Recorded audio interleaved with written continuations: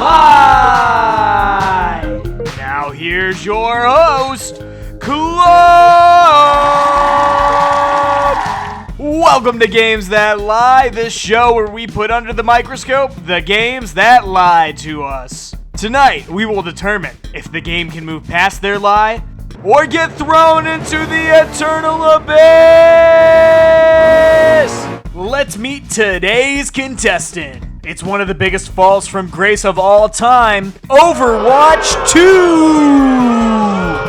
Now let's see how Overwatch 2 ended up here, shall we? When the original Overwatch launched in 2016, it was a phenomenon, earning universal acclaim from critics, winning Game of the Year at the Game Awards, and going on to sell a staggering 50 million copies. Overwatch was immediately one of the biggest games ever. Blizzard could do no wrong with this franchise around this time. The gameplay was extremely fun, and the animated shorts they released were stunning. There was a steady amount of new characters and maps to play on. The Overwatch League had major financial backing from more traditional sports owners like Stan Kroenke of the Los Angeles Rams and Robert Kraft of the New England Patriots. This was it. This was gonna last forever. Until it didn't. The GOATS meta made competitive play not fun to watch at all, and it made a whole class of heroes not viable, including Overwatch's de facto mascot Tracer. This led to the extremely unpopular and unfun role queue system, which made wait times longer and naturally led to less flexibility with team creation. Overwatch was still a fun game 3 years into its life cycle, but it wasn't nearly as good as it was in 2016. Fans were wondering, what was next? Then, in late 2019, Blizzard announced Overwatch 2, with the game set to inhabit a shared multiplayer universe with the first game. While early previews of the multiplayer component were skeptical of the changes justifying a full sequel, the promise of a vast PvE mode was where much of the excitement ended up going. Hundreds of PvE missions, they said. Hundreds. The goal is to make as many as possible, hundreds of hero missions.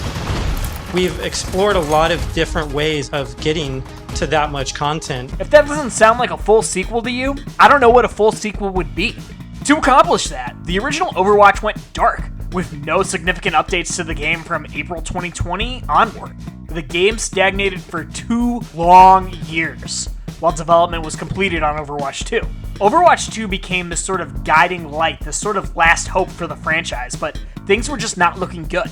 Blizzard was a disaster of a company and was rightfully being exposed for how toxic its workplace was. When Overwatch 2 finally released in October 2022, it deleted the first game, launched without any PvE modes, and was a worse playing version of the first game. If you could even get into a match at launch. Once you got in, nothing felt that new, just worse. Role queue is still here, and 5v5 just isn't as fun as 6v6 was. The maps don't feel remarkably different. Hell, a lot of people are still using the original hero designs. Sure, the game is free now, but did replacing the loot boxes with a battle pass help things? But the biggest lie of them all was its PvE mode. The goal is to make as many as possible, hundreds of hero missions. Hundreds of hero missions. Hundreds. Overwatch 2 doesn't have hundreds of PvE missions. It has 3, for $15, which sold so terribly that Blizzard abandoned what was left of their plans for it, even after they already canceled most of the originally planned content back in 2023. What a disaster. The PvE mode was what made it a sequel and not just a patch. Folks, Overwatch 2 is in trouble, but it's now time for my favorite segment, Clump's Thoughts. Clump's Thoughts. Clump's Thoughts. Jumping back into Overwatch 2, I honestly had more fun than I thought I would. I dreaded putting the game back on my hard drive for this episode, but while playing, I really did enjoy myself. Even though it's not as fun as the first game, Overwatch 2 still has something there that's a good time.